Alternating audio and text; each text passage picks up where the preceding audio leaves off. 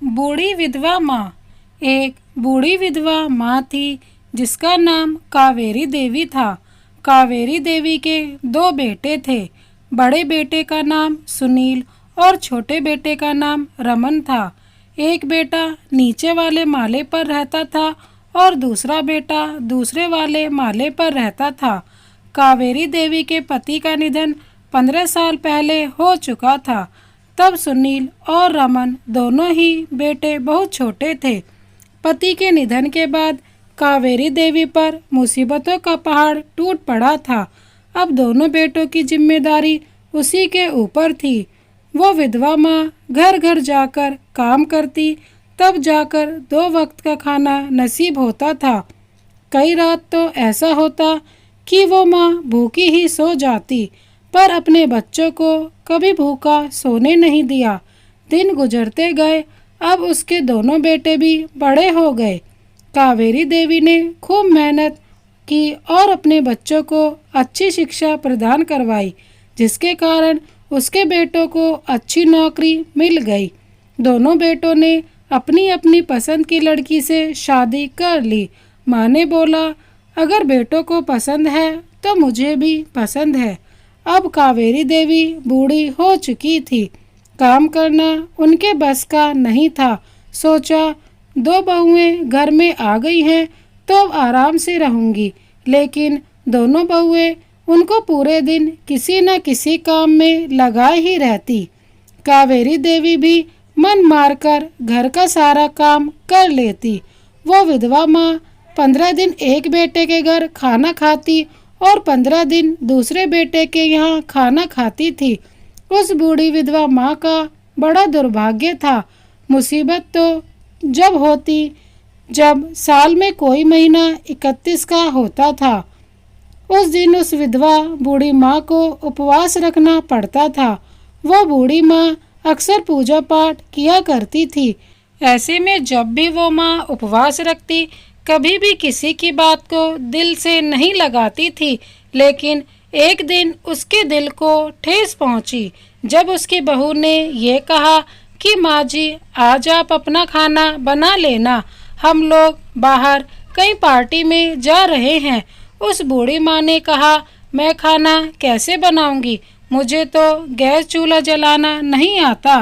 तभी पीछे से उसके बेटे ने कहा, माँ भंडारा खा लेना, माँ पास वाले मंदिर में आज भंडारा है, तुम वहीं चली जाना और खाना बनाने की जरूरत ही नहीं पड़ेगी। वो माँ चुपचाप हाँ में सिर हिलाती और चप्पल पहनकर उस मंदिर की तरफ चल देती है।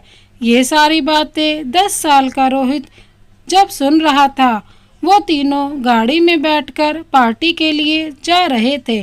तभी अचानक राहुल अपने पापा से बोलता है, पापा, बड़े होकर जब मैं एक दिन बड़ा आदमी बन जाऊंगा तो मैं भी अपना घर किसी मंदिर के पास बनवाऊंगा। माँ ने उत्सुकतावश पूछा, क्यों बेटा? फिर रोहित ने जो जवाब दिया, ये सुनकर उन दोनों पति पत्नी का सर शर्म से झुक गया, मानो उनके पैरों तले जमीन खिसक गई हो। रोहित बोला कि माँ, जब मेरी शादी हो जाएगी, जब किसी पार्टी में जाना होगा, तब आप दोनों भी किसी मंदिर में भंडारा खाने जाओगे ना। और मैं नहीं चाहता कि आपको किसी के मंदिर में दूर भंडारा खाने जाना पड़े। रोहित की बात सुनकर दोनों पति पत्नी की आंखों में से झरझर आंसू बहने लगे। दोस्तों, जो माँ 9 महीने तक अपने बच्चे को अपने गर्भ में ढोती है, असहनीय पीड़ा सहकर उसे जन्म देती है, अपने कलेजे के टुकड़े का लालन पालन करने के लिए ना जाने कितनी रातों को जाग जाग कर बिताती है, अपने हर दुख और दर्द को झेलकर अपने लाडले को पाल पोस कर बड़ा करती है। जब वो बेटा जवान हो जाता है तो वही बूढ़ी माँ उसे बोझ क्यों लगने लगती है।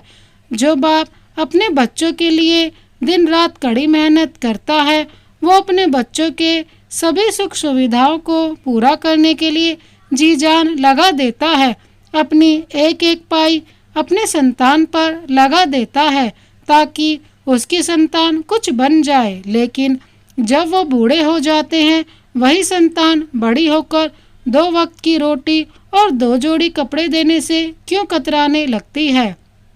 दोस्तों, भगवान हर जगह नहीं है, इसलिए उसने माँ बनाई है।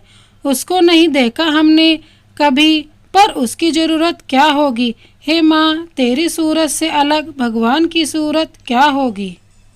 इस कहानी को अंत तक देखने के लिए धन्यवाद। इसी तरह की कहानी देखने के लिए हमारे चैनल को सब्सक्राइब कर बेल आइकन को प्रेस कर दीजिए। इस कहानी को ज़्यादा से ज़्यादा शेयर कीजिए। Thank you so much. Vande Mataram.